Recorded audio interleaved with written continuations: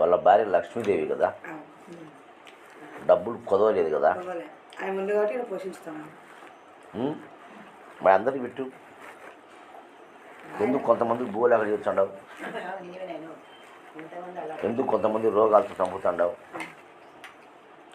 ఎందుకు కొంతమంది కట్టు గుట్టు లేదు?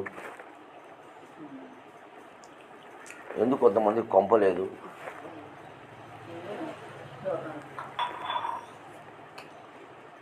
నువ్వు పోషణ కర్త అయిపోతుంది, నీ పిల్లలు లక్ష్మీదేవి అయిపోయా, ఇంకేం కుదవ నీకు. మరి ఎందుకు ఇలాంటి ఇటు చేస్తుంటావు?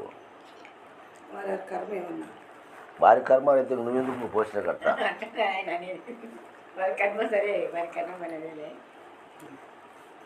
వారి కర్మ అన్నప్పుడు నిత్యం పడినప్పుడు నా కర్మ నేను తెచ్చా కదా.